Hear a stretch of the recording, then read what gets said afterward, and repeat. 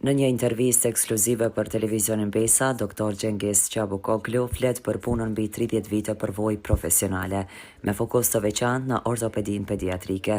Pastaj fokusohet edhe se a ka avancuar ortopedia pediatrike viteve të fundit dhe për sukseset që janë arritur. Cengiz Çabukoglu, mund të na njoftoj pak për veten dhe biografinë tuaj? Faleminderit për ftesën. Jam specialisti ortopedisë dhe traumatologjisë me mbi 30 vite përvojë profesionale, me fokus të veçantë në ortopedinë pediatrike. Kam përfunduar studimet e mjekësisë në Universitetin Ondo Koz Majas, ndërsa specializimi në ortopedi dhe traumatologji në Universitetin Marmara. Gjatë karrierës sime kam punuar në disa spitale të njohura në Turqi dhe kam marrë pjesë në trajnime ndërkombëtare në ortopedinë pediatrike, metodën Poniosti, mikrokirurgji dhe trajtimin e deformimeve të lindura. Jam autor i një sër publikime shkencore dhe antar i shoqatave profesionale të ortopedisë. Biografia bazohet në të dhënat publike të mjekut. Cili është qëllimi i vizitës suaj në Spitalin Rezonanca? Qëllimi i vizitës është të ofroj pacientëve në Kosovë konsultime të specializuara dhe trajtime moderne në fushën e ortopedisë pediatrike. Bashkëpunimi me Spitalin Rezonanca synon që familjet të kenë qasje në ekspertizë ndërkombëtare pa pasur nevojë të udhëtojnë jashtë vendit. Për cilat probleme ortopedike tek fëmijët do të ofroni konsulta dhe operacione? Do të trajtojmë deformimat kontingjentale të këmbëve, displazinë e ijeve, deformimat e gjunjeve, dallimet në gjatësinë e këmbëve, paralizën cerebrale, spina bifida, deformimat e shtyllës kurrizore, problemet e ecjes, si dhe trauma dhe frakturat pediatrike.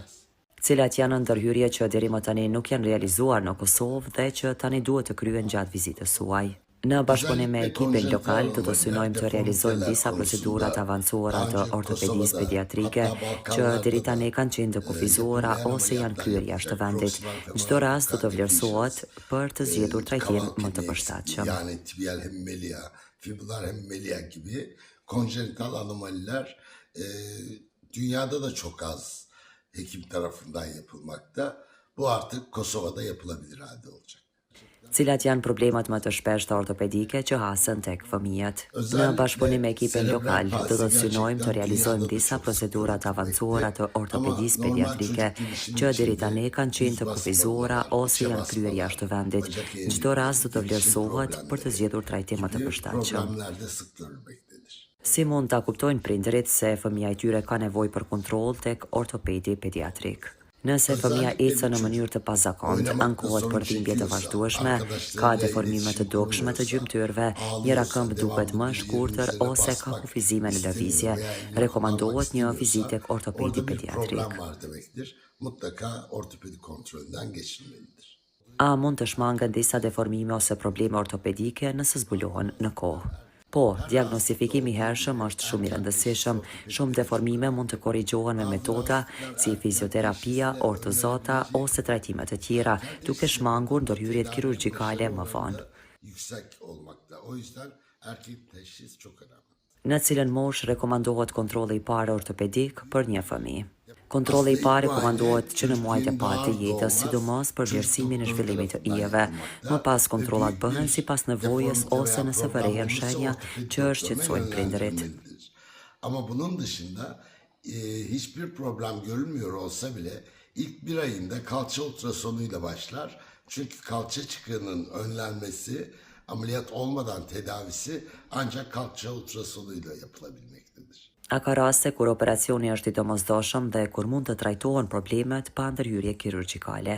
Po, jo çdo problem kërkon operacion, shumë gjendje trajtohen me sukses pa kirurgji. Ndërhyrja kirurgjikale rekomandohet vetëm kur është zgjidhja më e mirë për funksionin dhe zhvillimin normal të fëmijës. Tedavi olmaz. Aslında hastalığın durumuna, ilerlemiş miktarına ve etkisine göre yapılır.